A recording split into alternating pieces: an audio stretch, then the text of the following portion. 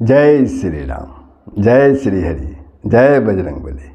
बांधवों, पिछले वाचन में आपने सुना कि जनक जी सतानंद जी को भेजे विश्वामित्र के पास और उनको और श्री राम और लक्ष्मण को बुलाने के लिए। यही समाचार सतानंद जी ने विश्वामित्र को सुनाया और मुनि ने दोनों भाइयों को बुलाकर जनक जी का न्योता सुनाया और चलने के लिए तत्पर किया। तो आगे का श्रवण करें और आनंद लें। देखें आगे कौन सा प्रसंग है। सिय स्वयंवरु देखई जाई, इसु काही धो दे बड़ाई। लखन कहा जस भाजनु सोई, नाथ कृपा तव जा पर हुई। चलकर सीता जी के स्वयंवर को देखना चाहिए। देखें ईश्वर किसको बड़ाई देते हैं। लक्ष्मण जी ने कहा, हे नाथ, जिस पर आपकी कृपा होगी वही बड़ाई का पात्र होगा। यानी धनुष तोड़ने का श्रेय उन्हीं को ही प्राप्त होगा। हर से मुनि सब सुनी बरबानी, दिन आशीष सबहि सुखमानी। पुनि मुनि वृंद समेत कृपाला, देखन चले धनुष मकसाला। इस श्रेष्ठ वाणी को सुनकर सब मुनि प्रसन्न हुए। सभी ने सुख मानकर आशीर्वाद दिया। फिर मुनियों के समूह सहित कृपालु श्री रामचंद्र जी धनुष यज्ञशाला देखने चले। रंगभूमि आए दो भाई, असि सुधि सब पुरवासनि पाई। चले सकल गृह काज बिसारी, बाल जुबान जरठ नर नारी। दोनों भाई रंगभूमि में आए। ऐसी खबर जब नगरवासियों ने पाई तब बालक, जवान, बूढ़े, स्त्री, पुरुष सभी घर और कामकाज को बुलाकर चल दिए उनको देखने के लिए। देखी जनक भीड़ भय भारी, सुचि सेवक सब लिए हकारी। तुरत सकन लोगन पहि जाहू, आसन उचित देहु सब काहू। जब जनक जी ने देखा कि बड़ी भीड़ हो गई है, तब उन्होंने सब विश्वास पात्र सेवकों को बुलवा लिया और कहा, तुम लोग तुरंत सब लोगों के पास जाओ और सब किसी को यथा योग्य आसन दो। कही मृदु वचन विनीत तिन बैठारे नर नारी। उत्तम मध्यम नीच लघु, निज निज थल अनुहारी। सियावर राम जय जय राम, सियापति राम जय जय राम। जनसेवकों ने कोमल और नम्र वचन कहकर उत्तम, मध्यम, नीच और लघु सभी श्रेणी के स्त्री पुरुषों को अपने अपने योग्य स्थान पर बैठा दिया। राजकुमार ते ही अवसर आए, मनु मनोहर तातन छाए। गुण सागर नागर बड़ बीरा, सुंदर श्यामल गौर शरीरा।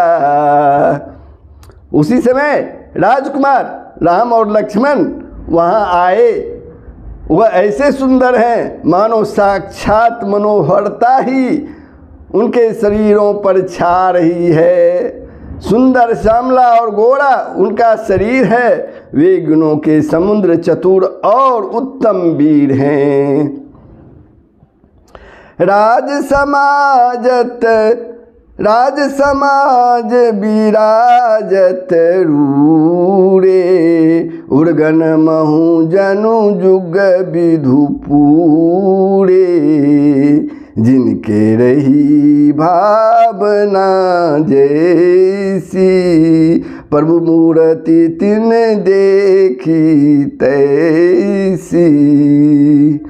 वे राजाओं के समाज में ऐसे सुशोभित हो रहे हैं मानो तारागणों के बीच दो पूर्ण चंद्रमा हो। जिनकी जैसी भावना थी प्रभु की मूर्ति उन्होंने वैसी ही देखी।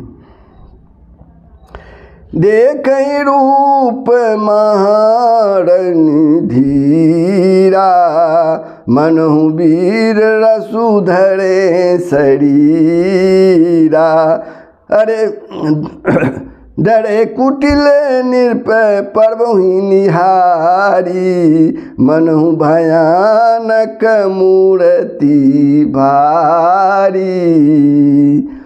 महान रणधीर यानी राजा लोग श्री रामचंद्र जी के रूप को ऐसे देख रहे हैं मानो स्वयं वीर रस शरीर धारण किए हुए हों। कुटिल राजा प्रभु को देखकर डर गए मानो बड़ी भयानक मूर्ति हो। रहे असुर छल छोनिप बेसा, तिन प्रभु प्रगट काल सम देखा। पूर्वासिन देखे दो भाई, नरभूषण लोचन सुखदाई। छल से जो राक्षस वहाँ राजाओं के वेश में बैठे थे उन्होंने प्रभु को प्रत्यक्ष काल के समान देखा। नगरवासियों ने दोनों भाइयों को मनुष्य के भूषण रूप और नेत्रों को सुख देने वाला देखा। नारी बिलो कहीं हर्षी है, नारी बिलो की हर्षी है, निज निज रुचि अनुरूप। जनु सोहत श्रृंगार धरी, मूर्ति परम अनूप। सियावर राम जय जय राम, सियापति राम जय जय राम। स्त्रियां हृदय में हर्षित होकर अपने अपने रुचि के अनुसार उन्हें देख रही हैं मानो श्रृंगार रसी परम अनुपम मूर्ति धारण किए सुशोभित हो रहे हैं। विदूषण प्रभु विराट मई दिशा, बहुमुख कर पगलोचन सीसा। जनक जाति अब लोक ही कैसे, सजन सगे प्रिय लागहि जैसे। विद्वानों को प्रभु विराट रूप में दिखाई दिए, जिनके बहुत से मुंह, हाथ, पैर, नेत्र और सिर हैं। जनक जी के सजातीय यानी कुटुंब प्रभु को किस तरह देख रहे हैं, जैसे सगे सजन सगे संबंधी प्रिय लगते हैं। सहित विदेह बिलो कहीं रानी, शिशु सम प्रीति न जाति बखानी। जोगिन परम तत्वमय भाषा, शांत शुद्ध सम सहज प्रकाशा। जनक समेत रानियां उन्हें अपने बच्चे के समान देख रही हैं। उनकी प्रीति का वर्णन नहीं किया जा सकता। जोगियों को वे शांत, शुद्ध, सम और स्वतः प्रकाश परम तत्व के रूप में दिख रहे हैं। हरि भगत देखे दो भ्राता, इष्ट देव इब सब सुख दाता। राम ही चितब भाई जो ही सिया, सो सनेहु सुखु नहीं कथनिया। हरि भक्तों ने दोनों भाइयों को सब सुखों के देने वाले इष्ट देव के समान देखा। सीता जी जिस भाव से श्री रामचंद्र जी को देख रही हैं, वह स्नेह और सुख तो कहने में ही नहीं आता है। उर अनुभवती न कही सके सो, कवन प्रकार कहे कवि को।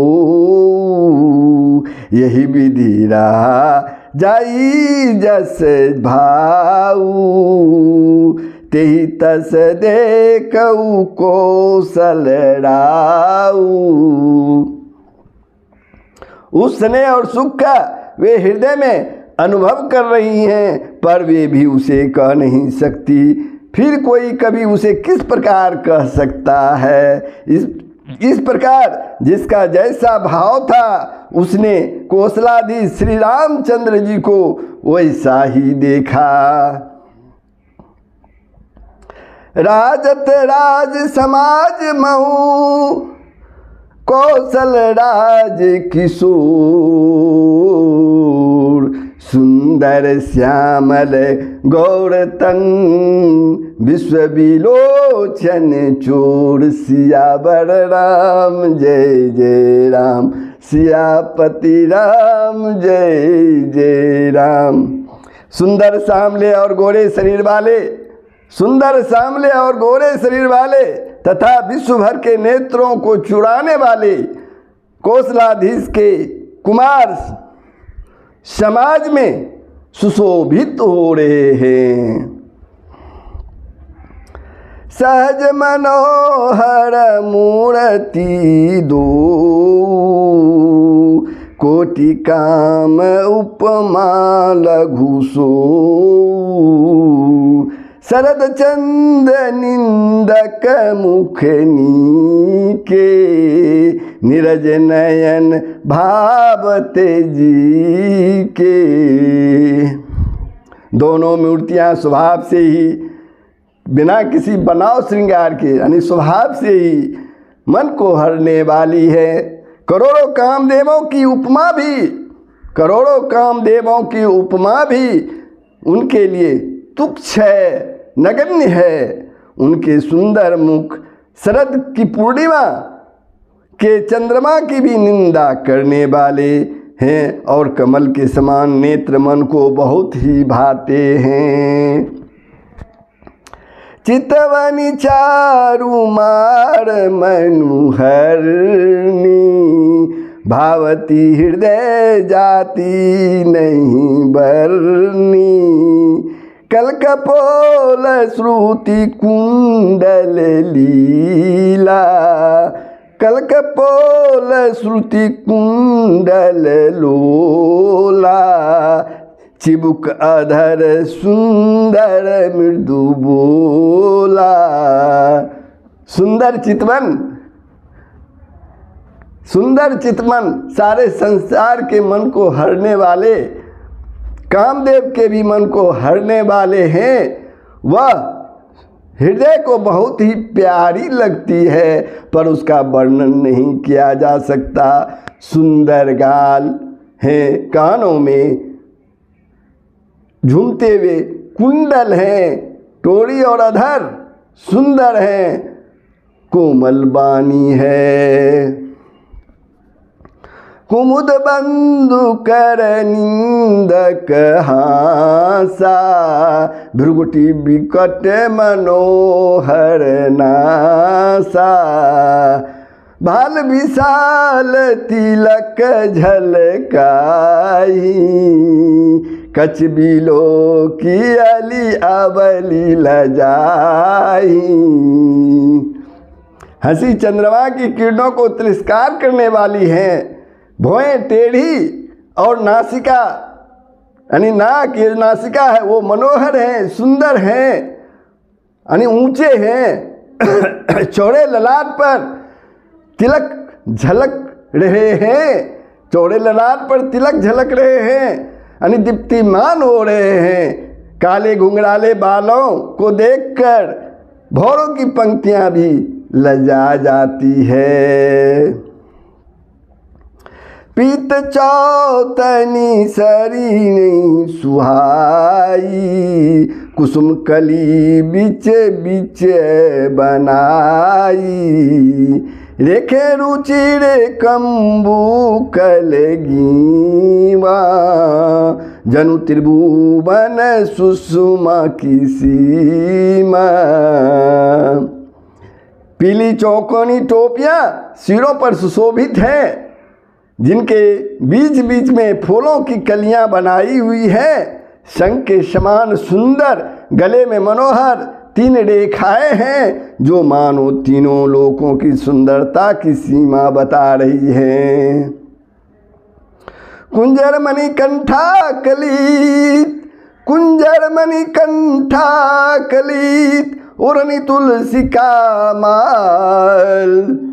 वृषभ कंद के हरिठवनी, बल निधि बाहु विशाल। सियावर राम जय जय राम, सियापति राम जय जय राम। हृदयों पर गजमुक्ताओं की सुंदर कंठे और तुलसी की मालाएं सुशोभित हैं। उनके कंधे बैलों के कंधे की तरह ऊंचे और पुष्ट हैं। एर खड़े होने की शान सिंह की सी है, सिंह जिस तरह खड़े होते हैं उसी तरह की है, और भुजाएं विशाल और बल की भंडार हैं। तो बंधुओं, मैं बालकांड के दोहा 243 पर विश्राम लेता हूँ। आपने भगवान श्री राम और लक्ष्मण के सुंदर छवि का आनंद उठाया।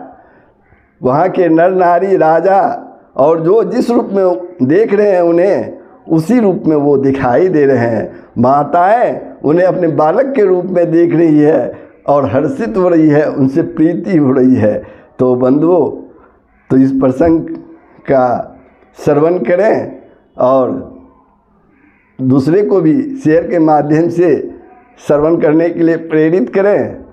खास बात बंधुओं, यदि आपने दिनेश के वीडियोज़ 49 को सब्सक्राइब नहीं किया है तो कृपया सब्सक्राइब कर दें। श्री हरि, श्री राम, श्री बजरंगबली सबका भला ही करेंगे। जय श्री राम।